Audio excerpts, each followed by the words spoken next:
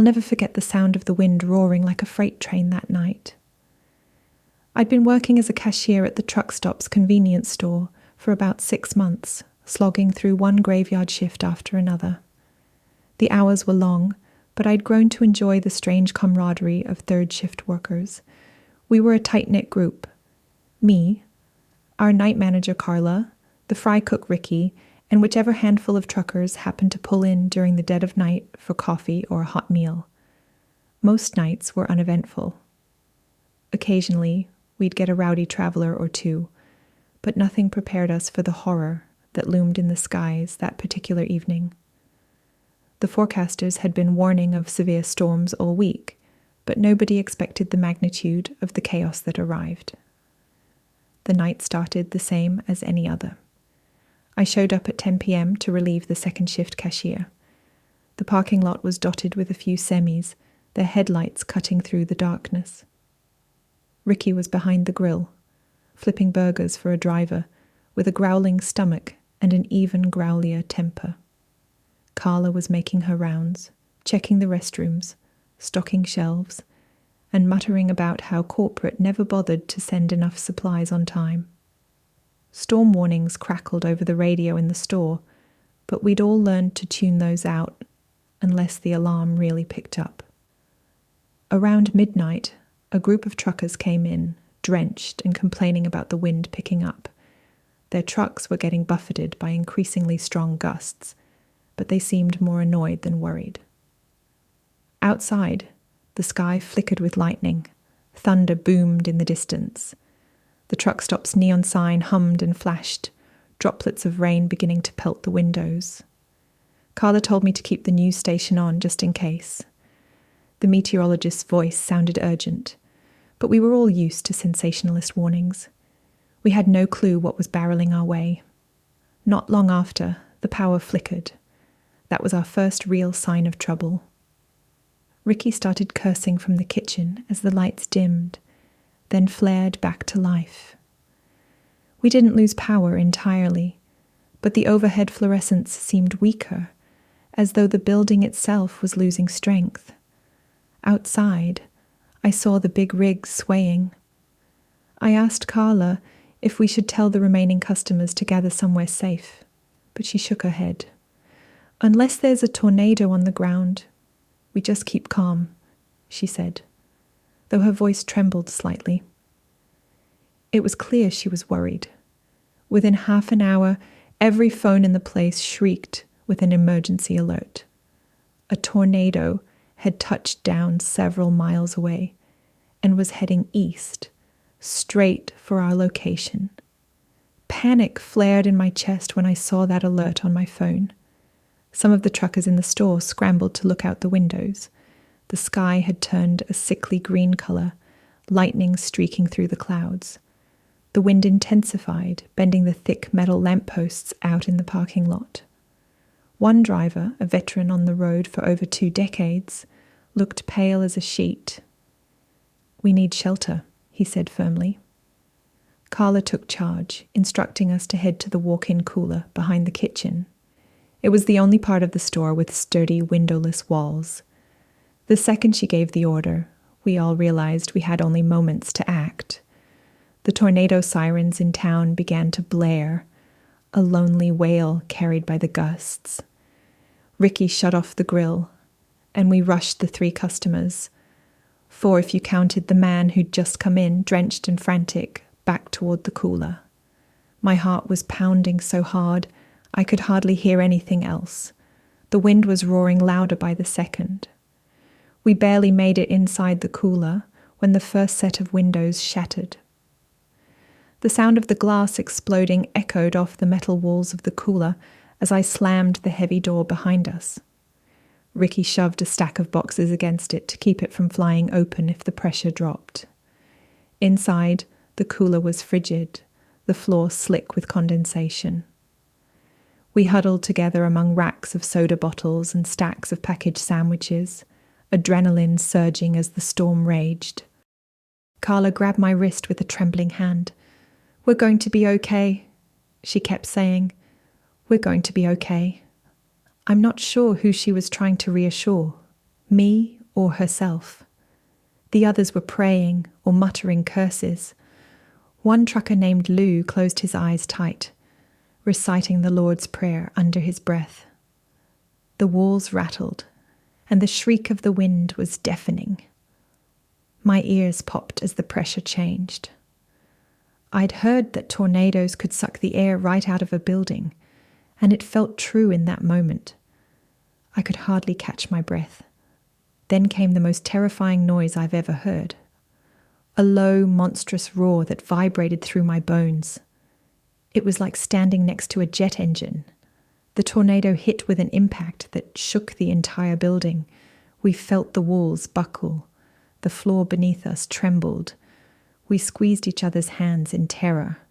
Metal groaned, and for a moment I thought the cooler would tear away from the foundation and get tossed into the funnel. I lost track of time in that steel box. Could have been minutes, could have been hours. Every sense was overwhelmed. It was pitch dark, except for the faint emergency light near the cooler's ceiling. The building moaned around us as if it were alive and in pain. More crashes told me the roof or walls were giving way, but there was nothing we could do except press ourselves against the metal racks, hearts in our throats, praying we wouldn't be sucked into the storm. Eventually, the roar receded, replaced by the softer howling of wind and pounding rain. We all stayed huddled in silence, afraid another wave might strike. When the wind quieted somewhat, Carla peeked out of the cooler. I'll never forget the look on her face, like she'd just peered over the edge of some post-apocalyptic wasteland. One by one, we emerged into what was left of the store. The roof was partially gone, twisted beams of metal jutting into the night sky. Rain poured in, soaking the shattered remains of aisles and merchandise. Shards of glass crunched under our shoes. The front wall was nearly gone, leaving an open expanse where the entrance used to be. The coolers for drinks and the snack shelves were smashed, scattered like children's toys.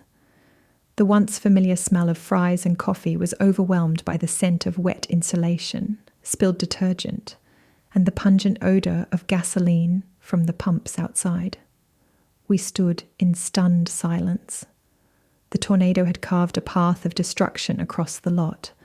Tractor-trailers were overturned, some tossed onto their sides like dominoes. Flickering streetlights illuminated debris everywhere. Tree limbs, metal scraps, even chunks of other buildings that must have been uprooted from down the road. One of the neon signs that once proudly advertised 24-hour truck stop was twisted into a contorted shape, half buried in the mud. I saw a driver stumbling among the wreckage outside, apparently dazed but alive. Another trucker, the one who'd come in soaked just before the storm, was on his knees, staring at the rubble. Somehow, nobody in our group of 7 had been seriously hurt. A few minor cuts, bruises, and a head wound on Lou that Carla quickly bound with a rag. But the truck stop, the place we'd all spent countless nights in, was unrecognizable. It was as though some beast had taken a massive swipe at it, leaving only fragments behind. The adrenaline still coursed through me, making my hands shake. We formed a kind of triage area in what used to be the dining corner, pulling out first aid kits from a half-intact cabinet. Ricky looked traumatized, but he tried to help Carla clean people's wounds. The walls continued to groan and shift, battered by gusts of wind and relentless rain. We heard sirens in the distance, police, ambulances, or maybe more tornado alarms. Time seemed suspended in that moment of disbelief.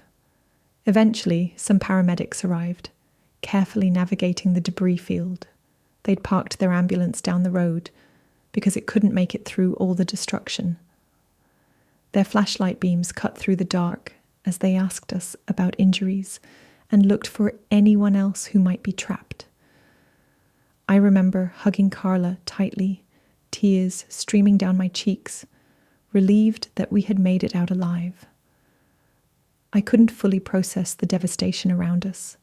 It felt like we were in someone else's nightmare. Hours later, the storm system continued moving east, and the winds died down. The paramedics and emergency responders told us that the tornado had cut a swath through several towns, leaving major damage everywhere. The truck stop was one of many casualties. The structure was deemed unstable, so we couldn't go back inside to salvage anything. The cooler, ironically, remained one of the only sections that hadn't totally collapsed. By the time morning light broke over the horizon, the place that had become my nightly home away from home was simply a ruin. Sunbeams revealed the twisted metal and shattered glass in harsh clarity. The air was thick with humidity, a damp reminder of the storm's passing. Still, I felt a pang of hope. After all, we'd survived a direct hit from a tornado. The relief mingled with sorrow as I looked around at the wreckage, thinking about the truckers who'd lost their rigs, the employees who might be out of work, and the entire community that would be grappling with the aftermath. In the days that followed, I learned that a few surrounding neighborhoods had also been severely damaged, but miraculously, the death toll was low. The cooler, that freezing, claustrophobic chamber of metal, had saved our lives. I began to think of it almost like a fortress, sturdy, dependable, plain, but essential.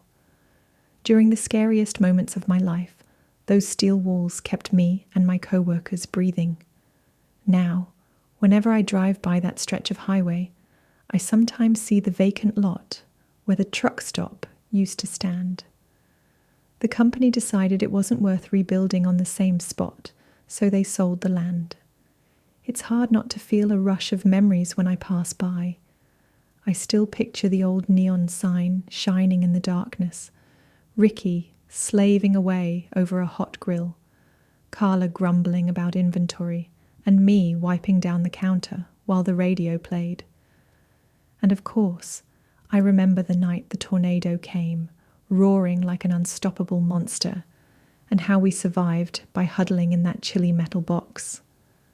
I'm grateful we made it. The experience changed my perspective on life and what matters most. It taught me that sometimes the simplest forms of shelter can be the difference between life and death. It also taught me how quickly everything can be taken away. One moment, you're ringing up a trucker for his midnight coffee. The next, you're staring at a pile of rubble. But through it all, the resilience of the human spirit prevails. We stuck together, shared the terror, and came out on the other side. I still get goosebumps when I hear a storm rolling in, but I also feel a deep gratitude because I know just how fragile our existence can be and how precious survival truly is.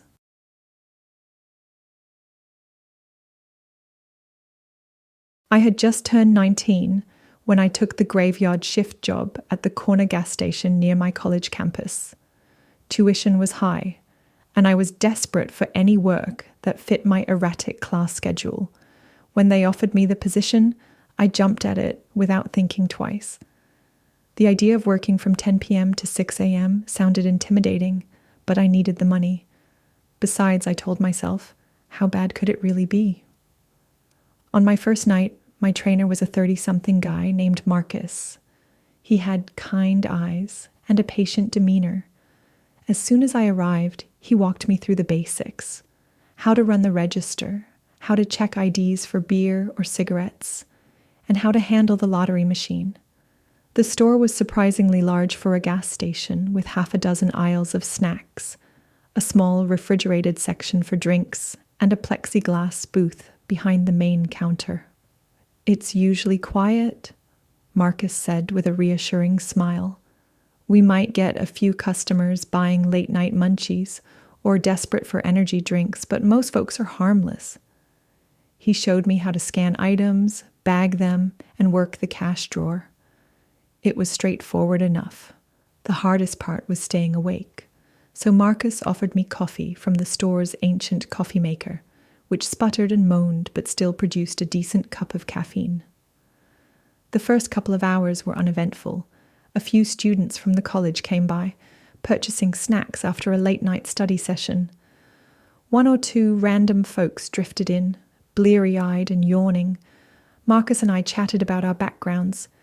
He'd been working at this gas station for nearly 5 years, having fallen into it after losing a previous job. He joked that he was practically bulletproof by now. I laughed, though there was a knot of worry in my stomach. Something about working behind bulletproof glass made me uneasy. Around 1 a.m., a man in a dark hoodie wandered in. He looked fidgety, glancing around the store like he was looking for something or someone. My guard went up. Marcus must have noticed too, because his demeanor changed. He stood a little straighter, moving just behind me and subtly nodding as if to say, "Watch him." But the man eventually grabbed a soda and a pack of gum, paid in crumpled bills, and left. I breathed a sigh of relief. Just before 2 a.m., things took a sudden, horrific turn.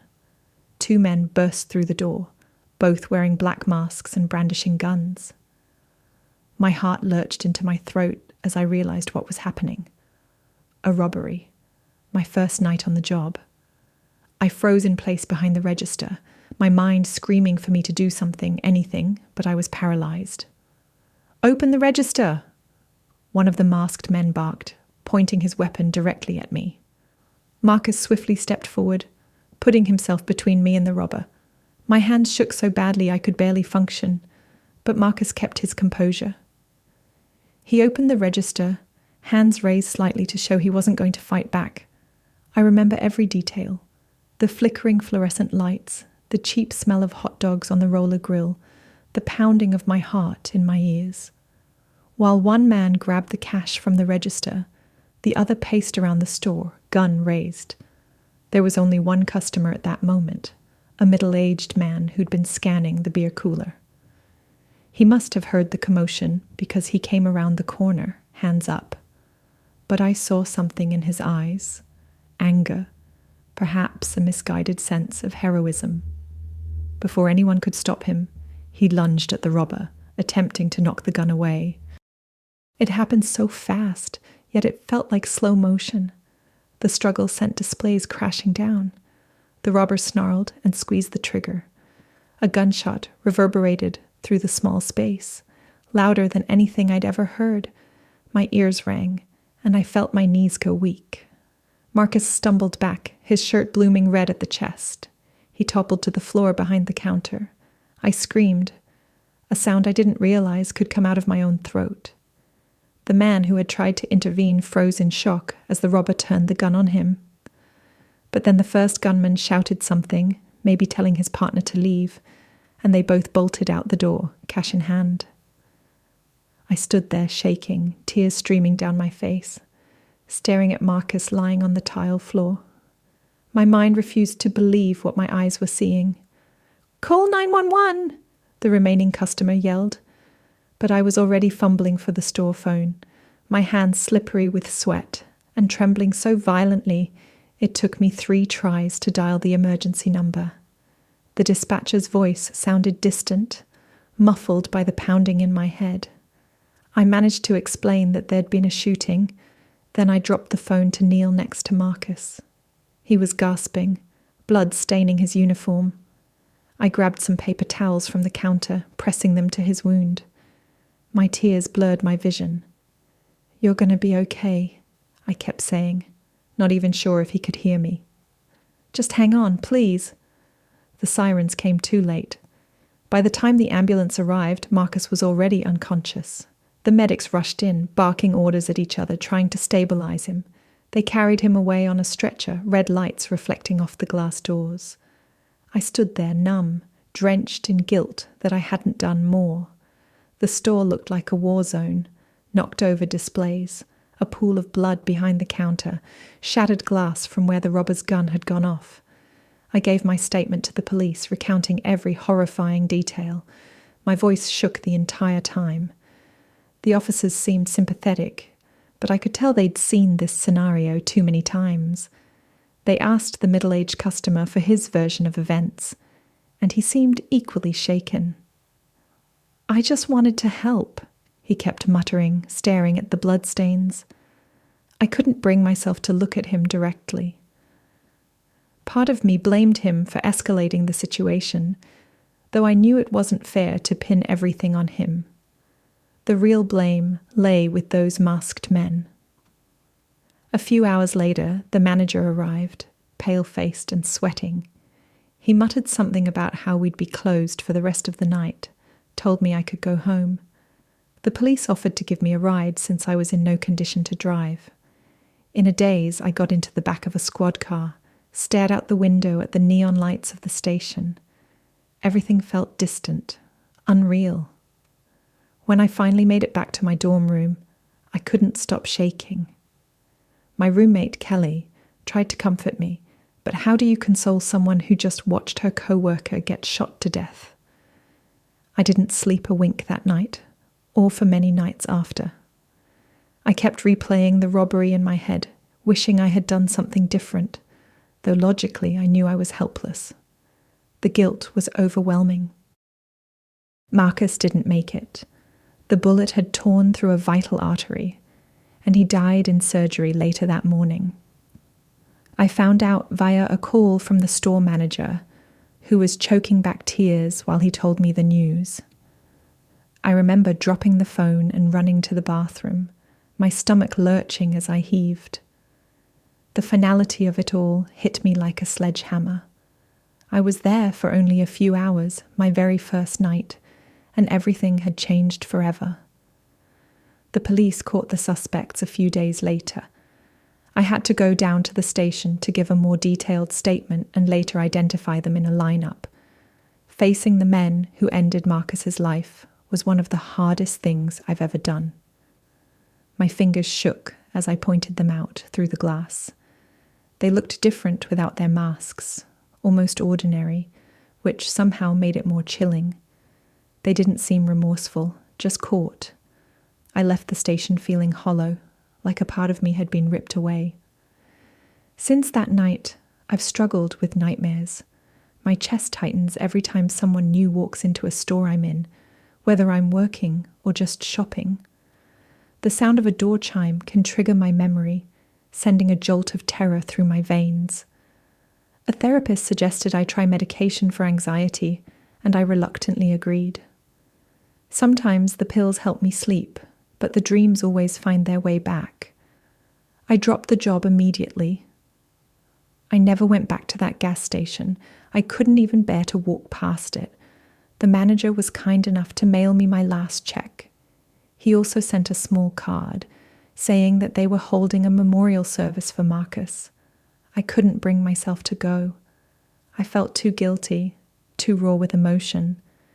Instead, I sent flowers and a condolence note to his family, apologizing for not being able to face them directly.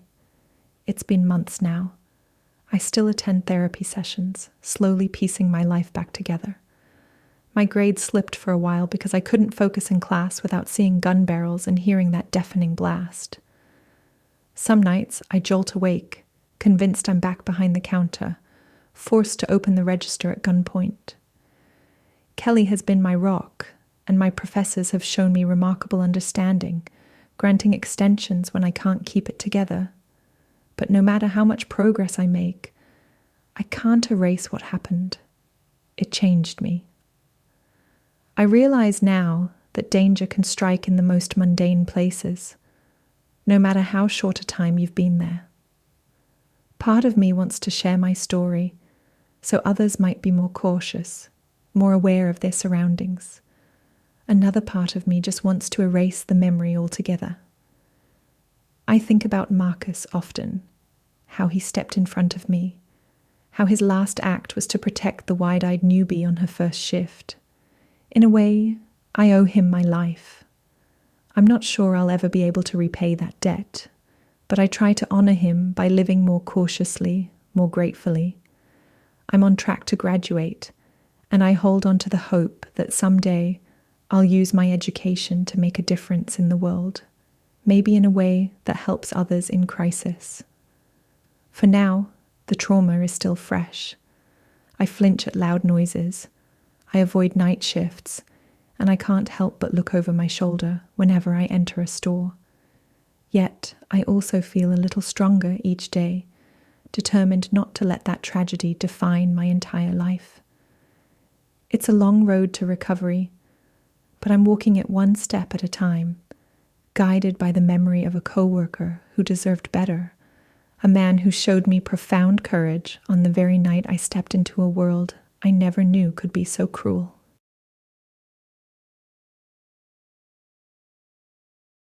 I started working as a security guard at a semi-truck yard in East St. Louis for one simple reason. I needed quick cash, and the job market was slim. It wasn't glamorous, but it paid slightly above minimum wage, and the night shifts fit my schedule. I told myself it would be an easy gig. Just patrolling rows of parked trailers, checking gates, making sure no one was stealing fuel or siphoning cargo.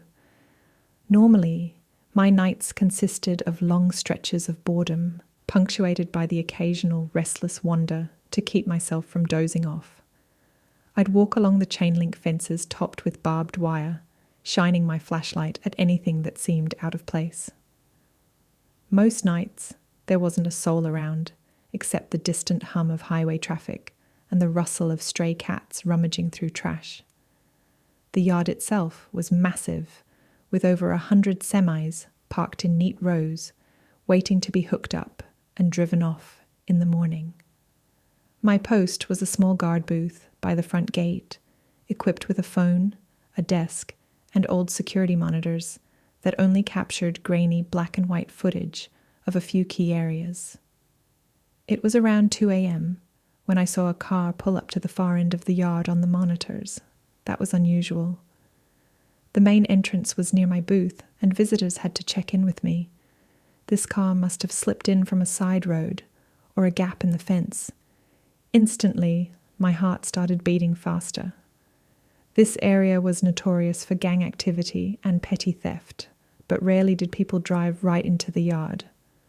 I flicked on the radio to call my supervisor, but only static greeted me. Typical. The comms were always unreliable at night.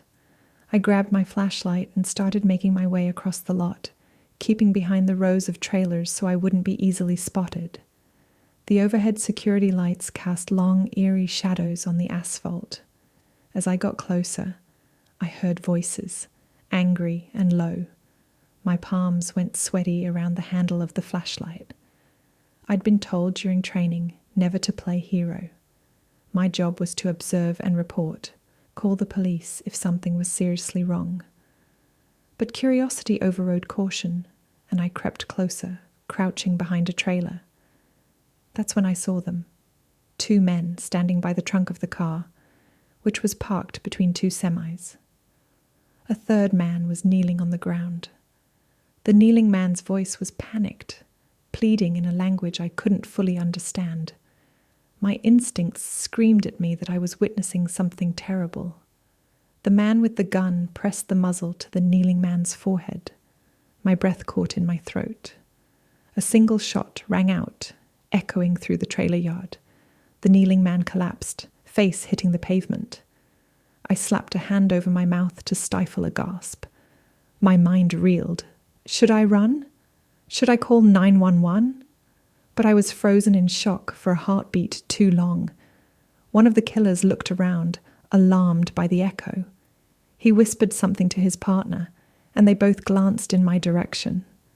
I flattened myself behind the trailer, praying they hadn't seen me, but the adrenaline coursing through my body told me otherwise. In the silence that followed, I heard footsteps on the gravel, coming closer. My heart hammered. I realized if they found me, I'd be next. Slowly, I backed away, trying to keep the trailer between me and them. My flashlight felt heavy in my grasp, completely useless except maybe as a blunt weapon. I managed to slip between 2 adjacent trailers, the space so narrow I had to walk sideways. The killer's footsteps were on the other side, punctuated by hushed, urgent conversation. Every hair on my neck stood on end. I reached for my phone, cursing under my breath, when I realized the battery icon was flashing red. If it died before I could call 911, I'd be alone in this yard with 2 armed murderers. Finally, I found enough courage to dial. The phone rang once, twice, then cut off. My battery was dead. Panic surged.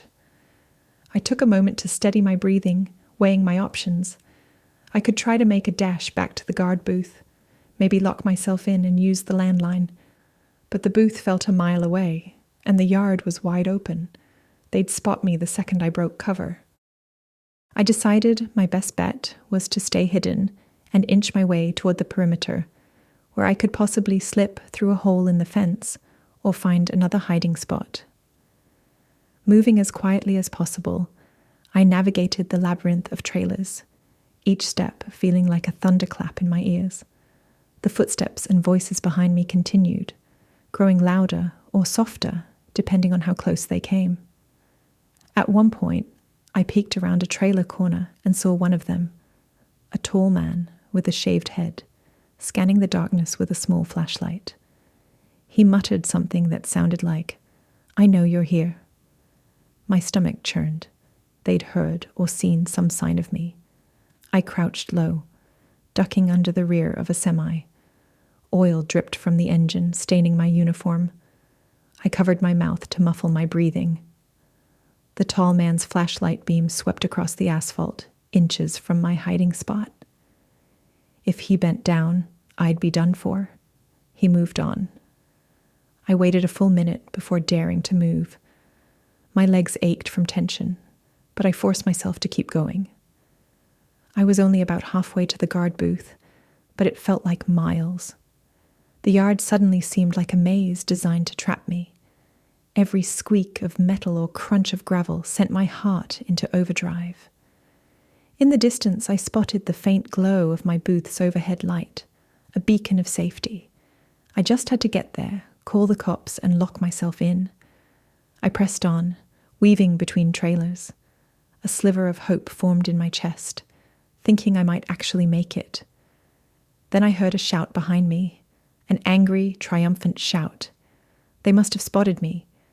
I broke into a run, no longer caring about stealth. I sprinted between rows of trucks, ignoring the burning in my lungs. Gunshots cracked the air. I felt the whiz of a bullet pass by my ear, sending a flash of terror through me. I ducked behind a trailer, panting. Another shot rang out, ricocheting off metal. Sparks flew. With my heart in my throat, I pushed forward. I could see the guard booth now, maybe 50 yards away. The door was open, the dim fluorescent light flickering inside. I was so close. Another gunshot. I dove behind a concrete barrier, scraping my palms on the rough surface. My vision blurred with fear and sweat. The killers were closing in, their footsteps pounding the pavement. Summoning every ounce of courage, I dashed the last stretch toward the booth. Bullets hit the ground behind me, sending up little puffs of dust.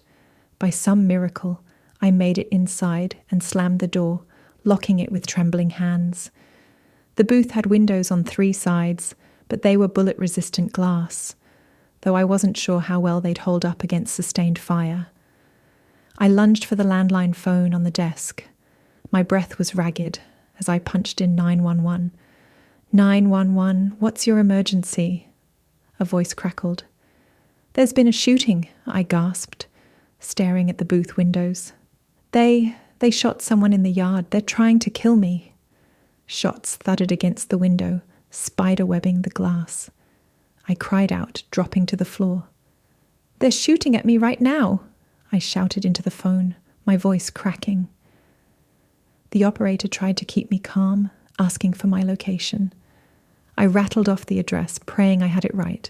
Another round hit the glass, deeper cracks branching out. It wouldn't hold much longer. I crawled to the back of the booth, pressing myself against the metal filing cabinet. My voice shook as I stayed on the line, the operator promising that officers were en route. Every second felt like an eternity. The men outside shouted at me to come out, cursing and threatening. I heard one of them say, "We can't leave any witnesses." The words sent a chill down my spine. Then came the distant wail of sirens, a sweeter sound I've never heard. The gunfire stopped abruptly. Through the shattered window, I saw flashes of red and blue lights reflecting off the trailers. The killers must have panicked. After a few more tense moments, I heard tires squealing. I risked a peek over the counter. Their car tore out of the yard, fishtailing onto a side street. Moments later, 2 police cruisers roared in, lights ablaze. Officers jumped out, guns drawn, securing the area. I stumbled out of the booth with my hands raised, heart hammering like crazy. It didn't take the cops long to find the body of the man who'd been executed. They cordoned off the area, calling in detectives and crime scene techs. An ambulance arrived, but there was nothing to be done for the victim. I watched from the sidelines, my entire body trembling with aftershock. When an officer finally approached to take my statement, I could barely form words. Everything spilled out in a jumbled mess. Seeing the car, hearing the shot, hiding between the trailers, running for my life. The rest of the night was a blur of flashing lights and official questions. I ended up sitting in the back of a police cruiser while they combed the yard for evidence. The officers assured me I did the right thing by calling 911 and taking cover. They took my statement in detail, again and again, until I was hoarse from talking. Eventually, they let me go, advising me to stay in contact if I remembered any more details. I drove home on shaky legs, the sun already creeping over the horizon. I never went back to that job. I resigned over the phone the next day, my voice still quivering. I'd have nightmares about that moment. The flash of the gun, the body hitting the pavement, the frantic chase through the trailers. For months, I lived in fear that those men might come after me, especially since I'd seen their faces. The police took my testimony, but I don't know if they ever caught them. East Street Louis can be a rough place, and murders often go unsolved. In time, I moved away, changed my number, tried to rebuild my life in a safer environment. But I'll never forget the terror of sprinting between those silent rows of semis, knowing that 2 killers were on my heels, determined to silence me forever. Even now, years later, loud noises make me jump. I can't look at a tractor-trailer without feeling a surge of anxiety. The image of that poor man, kneeling, begging for his life before the shot rang out. That's something that stays with you, no matter how far you run or how many locks you bolt behind you. Some experiences carve themselves into your soul, and that night in the truck yard carved deep. It taught me that evil can lurk anywhere, even in the stillness of parked trailers under flickering lights. And it reminded me how fragile life truly is, how one pull of a trigger can redefine everything you thought you knew about safety, about routine, about the nights you thought would just slip by quietly. I survived, but I carry that night with me always, a reminder that sometimes the darkness holds more than just shadows. It holds real monsters, armed and unapologetic, ready to strike in a heartbeat.